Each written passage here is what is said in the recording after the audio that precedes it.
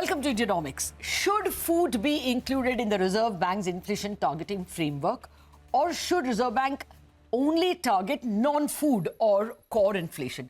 This debate was seemingly settled in 2016 when the Reserve Bank decided to target the headline inflation, including food. But the debate has resurfaced again this month, with Commerce Minister Piyush Goyal asking for a rate cut from the Reserve Bank despite inflation jumping to a high of 6.2% in September entirely because of food. Goyal demanded that policymakers and Reserve Bank sit and discuss if food inflation needs to be part of Reserve Bank's target. Now, the Finance Minister also seemed to agree with this demand when she told CNBC-TV18 that we need to have more conversation on inflation interest rate dynamics. Just hear them out and we'll continue the conversation. Global markets don't go by your demand and supply ups and downs. They want a consistent flow of pulses to come into India. So complex issues, but very much affecting the common man. So inflation gets actually very, very volatile because of the supply-demand constraints. The cost of borrowing is really very stressful. And at a time when we want industries to ramp up and move building capacities, bank interest rates will have to be far more affordable. I certainly believe they should cut interest rates. Growth needs a further impetus. We are the fastest growing economy in the world. We can do even better. And frankly, the largest component of inflation is food inflation. I think it's an absolutely flawed theory that food inflation should be considered while deciding on the interest rate structure. Food inflation has nothing whatsoever to do with managing inflation. That's a demand-supply situation. Well, more conversation needs to happen on this issue, are what both ministers saying, and we are going to do just that today. Joining me are Professor Pulapre Balakrishnan of the Center for Development Studies, Thiruvananthapuram, Sonal Verma, Chief Asia Economist at Nomura, and Rupa Rege Nitsure, the economist who was part of the Urjit Patel Committee, which authored the Flexible Inflation Targeting Framework back in 2015.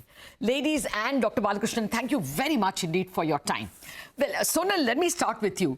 In the first place, is this demand got anything to do with the academic debate on whether food should be included in the target? This appears to be that the government is worried. The second quarter was bad. We had poor, IIP numbers, core sector numbers, and even nifty results. Earnings growth was just in single digits. And so they're just passing the buck to the Reserve Bank. Is that what we are witnessing now? It's possible, Latha, that the current trade-offs are so stark that we are having this debate. But it's good to have this debate because, we could face shocks on both the sides. There could be a scenario where food inflation is actually very low, but core inflation is much high. And then the debate actually would be, do interest rates need to be cut at all, or should we be hiking rates? So I think we do need a fundamental debate about what is the right metric to target. I would also say that, I stand on the side that we cannot just exclude, 40+% of the CPI basket at all. I mean, we know that food impacts, expectations, etc. But I think we also need to have a debate on, food is a very broad, comprehensive basket. Within food, have certain items which are very volatile and other items that are more persistent. 1 minute. Sonal, I will come to the theoretical. I'll come to the theoretical part in just a minute. Okay, let me get first thoughts on what is the immediate issue, because markets are trading and they want to have an idea of what's the immediate impact. That's why. Dr. Balakrishnan, your thoughts. Do you think that we can look through, or the MPC must look through the current food increase? Core inflation has ranged between 3 and 3.7% in the last, in this entire calendar 2024. And it's only food that has taken the headline CPI above 6%.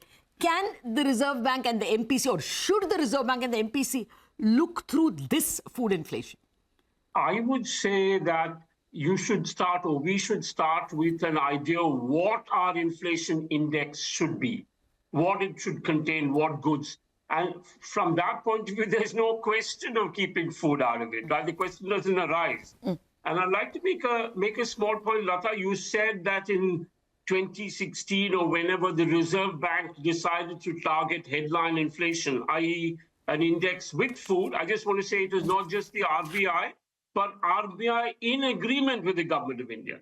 Now, strangely enough, the government of India seems to want food out of it, which is, which I think is not quite correct, since inflation targeting with the existing index of inflation has been renewed in 2021 after 5 years of the first round. And the final thing I want to say now, whether food inflation is in the target or not, or food prices are in the inflation index or not, food inflation will impact growth. There's no question about it. And that's clearly something which the government is worried about, I would think. Just want to conclude by saying something which has not got very much attention is that the industrial growth or manufacturing growth in the last year was down to 5% from about 8 or 9%. And there's every reason to believe that that's due to high food price inflation, which leaves less with households to spend on non-food items. I'll stop here and come back if necessary. Sure. No, I take your point, sir. In fact, FMCG company after FMCG company said the same thing, that it's taken away so much of the purchasing power that it is directly related to the lower aggregate demand. Rupa, I would know which side you are, since you were one of the authors of the Urjit Patel report. But let me twist the question a little differently, therefore. Has the Reserve Bank used the word flexible very well? It did look through the high food inflation during COVID years. So, where it is entirely supply driven, they are looking through it. And therefore, right now, do you think there is any need to change the system? No, I fully agree with you that it is flexible inflation targeting, and plus minus 2% gives enough margin or scope for Reserve Bank of India to adjust for stressful episodes. But, Latha, when we are talking about headline CPI inflation as the nominal anchor of monetary policy, almost 43-44% weight comes from food inflation, food articles. And that is very much the part of cost of living. These are linked to wages, labor market costs, and eventually it impacts inflationary expectations through that generalized inflation. So there is no question of removing food inflation from the overall inflation index, which is being used as a nominal anchor for monetary policy. All right. Now, Sonal Verma, a question which will be very pertinent to you is that there is a slowdown, right? You were the one who were calling the slowdown probably earlier than the others. And now, we've seen that softness in the second quarter. If there is a gentleman's agreement between the government and Reserve Bank, that we will be in charge of food, if the government were to say, we will ensure that the supplies are monitored or made available. You worry about the rest of the economy, and therefore you cut rates. Because after all, there is a problem. There is a softness in industrial growth. Core inflation is down to under 4%, which is the RBI's mandate. Would that be a fair argument? We'll take charge of food, you take charge of the rest. So I think the arguments that are being made right now by the government are actually fair, in my view. So if you look at 95% of the CPI basket, which is ex-vegetables, it is running below 4%, and it's been below 4% actually for most of 2024. So this is not a broad-based increase. In fact, if you look at the roughly 300 odd items in the CPI basket, about 70% of the items have an inflation rate that is less than or equal to 4%. So if one, it's not broad-based. Second, the entire argument about, it's leading to second round effects, whether you look at rural wages, urban wage growth, inflation expectations, households, inflation expectations from businesses, None of that actually suggests there's been any spillover. In fact, the trim mean measures of inflation have been again below 4% for quite a long time.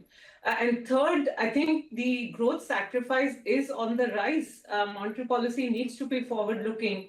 What we've seen so far in the first half of FY25, which is clearly an undershoot on growth, I think the current assumption we are making is that this is transitory and government spending picks up, agriculture is great and second half is going to somehow see a recovery. We need to realize that we are keeping monetary policy tight when the broader inflation is under control and simultaneously tightening macroprudential policies. So when you have the combination of the tight monetary and credit policy in this inflation backdrop, I think the growth sacrifice is much higher than is being acknowledged right now. So it is, at the end of the day, flexible inflation targeting. Are we being flexible? Okay. No, well, Dr. Balakrishnan, would you have a different point of view? There is a sizable body of economists who believe that growth has slowed precisely because of these other reasons that Sonal mentions.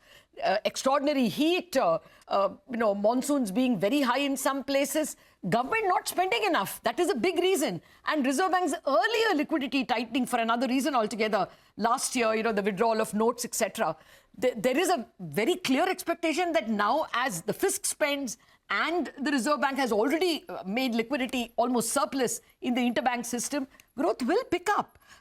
And therefore, you should not tinker with rates when the mandate given to you is 4% headline inflation. Your thoughts, Dr. Balakrishnan? Yeah, I would say once again, it is not in the fitness of things that once a mandate has been given to the Reserve Bank. And let me tell you, I say this as somebody who's quite skeptical about the Reserve Bank's ability to control inflation. And I've done quite a bit of work on this. But I believe that once the mandate has been given, that you should allow them to get on with the job. Having said that, I would say that I don't particularly look at the economy quarter to quarter, but I'd just like to say in the last year, the provisional GDP estimate is 8.2%, which is extraordinarily high by historic standards. Government should be more concerned with inflation control now rather than be particularly concerned about growth.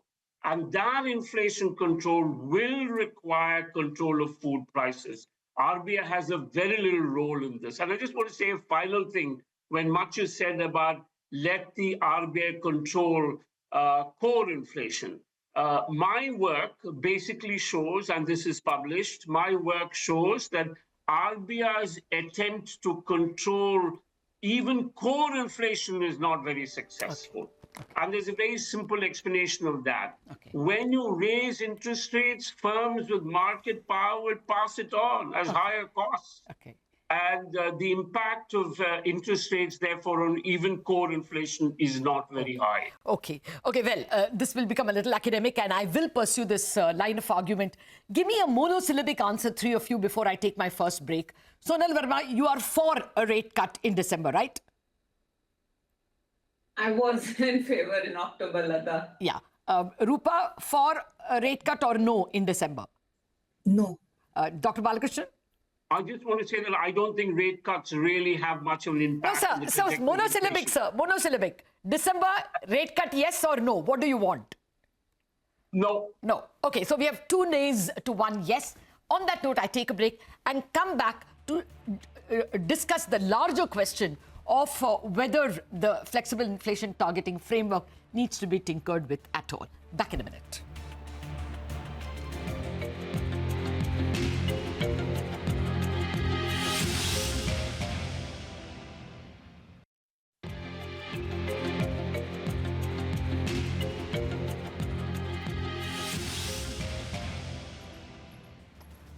Welcome back to this very interesting discussion we are having as to whether the given mandate to Reserve Bank of keeping headline inflation at 4% needs to be tweaked, whether the food element should be taken out and Reserve Bank should only be asked to ensure that non-food inflation is at 4%. That's the debate engendered by comments coming from Commerce Minister Piyush Goyal and Finance Minister Nirmala Sitharaman. I have been speaking with Dr. Pullapree Balakrishnan, Sonal Verma and Rupa Regi Nitsure.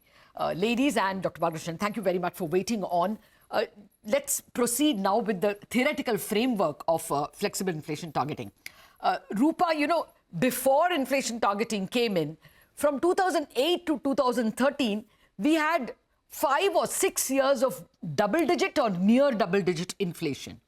After the framework got introduced, you know, the previous year, previous decade, we had this double-digit inflation, even when the world was not going through high inflation.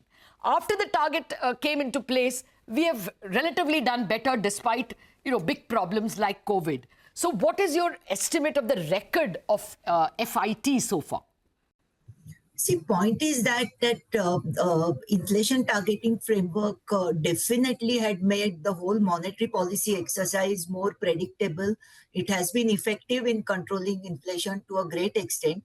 Of course, there are certain systemic constraints, which Reserve Bank of India alone cannot tackle. But as said by Professor Balakrishnan, I also feel that in India, core is also not the real core because we have such oligopolistic, monopolistic structures in our industrial sector that many prices in core inflation are also administered prices. So suddenly if there is an upward adjustment in, say, telecom tariffs or electricity rates, we see sudden spikes in inflation. So these are structural problems. But so far as the demand-driven components of inflation are concerned, I think flexible inflation targeting has played an important role in controlling that. There is no doubt about it. Okay. Empirical evidence is more than enough to support that. Okay, well, you know, the CEA had written a powerful piece in 2021 in newspaper Mint, arguing that that was possible because the government shouldered a lot of the responsibility in terms of food supplies, and that is why the post-2016 period has been more successful. But I'm just putting that argument on the table. Sonal Verma, the other point I wanted to ask you is that we got a very good perception that our macros are strong, which is why we have got now added into the bond index. There is definitely a pro sentiment with respect to India that the macros are well managed. Do you think that if we tinker now with the inflation framework, inflation targeting framework, we are going to throw the baby out with the bathwater? Yeah, I think, Latha, we don't need to tinker with the framework. I think the framework is actually a pretty robust framework. And the headline targeting, you do have a plus minus 2% band. We know the importance of food in terms of second round effects. And through this framework, it also ensures that government is cognizant of the needed supply side responses on food. So it's a very good framework that is there. We don't necessarily need to tinker with it.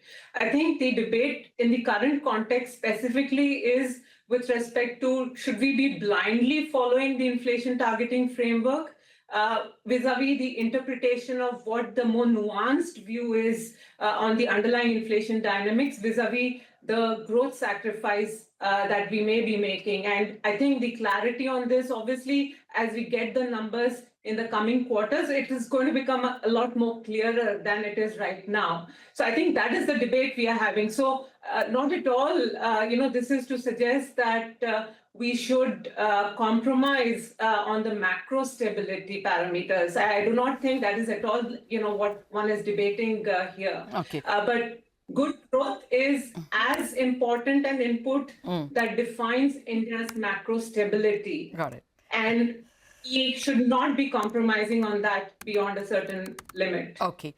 Okay, running out of time. Dr. Balakrishnan, what would your advice be in terms of the target we have to follow? And let me put the very genuine arguments against FIT as well.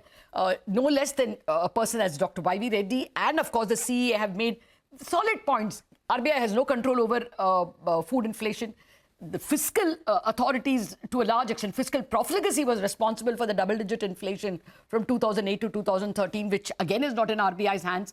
So should we go away and go back to the multi-indicator system? Flexible inflation targeting just means that the RBI does not have to target a certain number, but is given a range.